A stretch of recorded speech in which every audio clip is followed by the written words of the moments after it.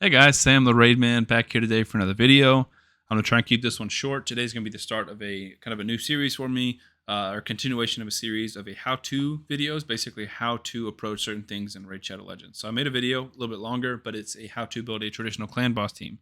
I'm gonna make a video again that's gonna be a little bit longer on how to build an unkillable team. So look for those in the future. Subscribe to the channel if you guys are interested in that type of content. But I'm gonna try and make these next few a little bit shorter. And today's going to be how to gear champions and how to tell what gear is good/bad. And this is a super in-depth topic that has a lot to do with your account.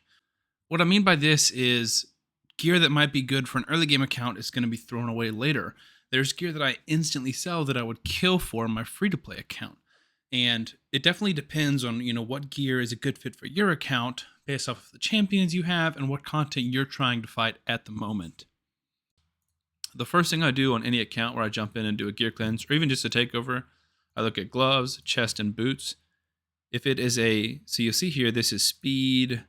You'll see defense percent, HP percent, and attack percent. Those are fine. If you see a flat HP, flat attack, and flat defense, like these pieces, they are almost always an instant sell. And the few exceptions would be if they're rolling multiple speed rolls. So for example, on my free-to-play account, this might be my fastest piece of speed gear, and so it's worthy to consider rolling up if it's got a speed subset. This one was a chaos ore, and I didn't want to remove it. It got triple speed, so it's fine. In general, I mean, this is all of my account. I have two pieces that are flat HP, flat attack, or flat defense on the bottom row, and I think that's just a quick sell for everybody, unless, like I said, there's going to be a niche exception to every rule, and that is the niche exception. Next thing I'll say, damage dealers, you want crit rate, crit damage. In game, you want crit damage and find the crit rate elsewhere. Early game, you want crit rate. The only time you ever want attack percent gloves is on a bomb champion. Gaius, Nishek, Verminlord, Astrolith, so on and so forth. I keep a few on my account for niche cases, but in general, those are typically sells, and I only keep the best of the best. Same thing is said for resistant chest pieces. The resistance meta is alive. I don't personally build a ton of champions in resistance, but I keep them, especially if they're in good sets. But like I said, niche case, only a few. I will probably say the same for HP percent, attack percent, defense percent, particularly HP and defense percent. I don't gear that many champions in them. Attack percent, I have a lot of champions in, but it is rare for me to gear a champion in HP percent boots. It's only if I need them or want them to go very, very slow. This Maneater is able to go here because it's got triple speed and he's going kind of slow. But you'll see I only have a few pieces. This isn't a guy who I wanted to go very slow, so I put him in attack percent boots. I wanted him to go slow, attack percent boots. I don't want him to take a turn ever, attack percent boots. In general, attack percent is the best of those percentage-based boots. Defense percent, HP percent, unless it's very, very good, I don't keep it, and you definitely should be putting a ton of them on your champion. 99.99% need to have speed boots. In general, in this game, you want everyone going as fast as possible, taking as many turns as possible. You want most champions, if you can, over 200 speed, if not higher. If you guys are interested in using BlueStacks and helping me grow my channel, then download BlueStacks and Raid Shadow Legends through my link that I'll leave in the description below. Thank you guys so much for the support, and I hope you enjoy using BlueStacks. And the next thing I will say is kind of just make your gear cohesive, right? And so what I mean by that is you want substats and main stats that make sense on that champion, that help you get to the stats you need, and that make sense for that set. So if I, for example, go over here to the Forge, right? And I look at something like Swift Parry. Swift Parry is that's not a good example. Let's do Resilience, right? HP percent, defense percent. The only time I'd ever put someone in Resilience is if they're a tank. I want them to just be able to survive. I craft this piece. This is an HP percent chestplate, which is good, right? If it's flat HP, we're gone. If it's attack percent, it's probably gone.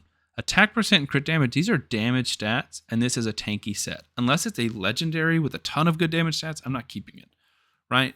So if you have a damage stat, like for example, if I get Savage, it's got HP percent, defense percent, resistance, and flat defense.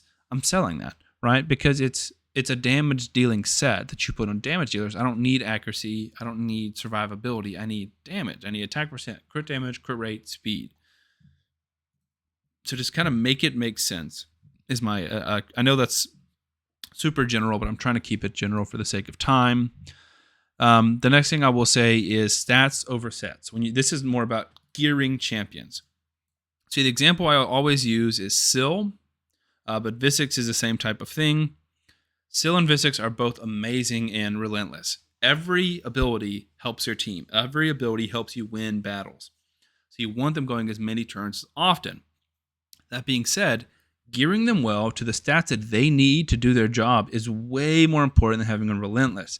Early in my account, I heard, oh, Syl is great and relentless. I put Syl in relentless gear. She had like 2,000 defense, no accuracy, and like 120 speed. She never took a turn. She never stunned people. And all she did was heal every now and then because she was so slow. You need them to have, for example, 53k HP, that's good. Almost 5,000 defense, that's great. 238 speed, that's great. 275 accuracy, that's great. For most areas of content, Visix is amazing here. These stats, or stats like these, are way more important than having her relentless set. A relentless set is a bonus here. The stats are the requirement. The set is not the requirement. The stats are the requirement. Same thing with the damage dealer, right? Savage is amazing. But if you can't get your damage dealer to 100% crit rate in Savage, they shouldn't be in Savage. They will work in other sets. They'll work in Cruel. They'll work in Speed. They'll work in Perception. You need to hit the stats and then look at the sets. The sets are a bonus. I think that's everything I want to talk about. We'll do rings, accessories really quickly. For rings, just make sure the substats make sense with the main stat. If I want to attack on a ring, I want attack percent. I think this should be an attack ring with attack percent, right? That makes sense. The rest of this is nice, but if we don't have attack percent on here, it's not very good.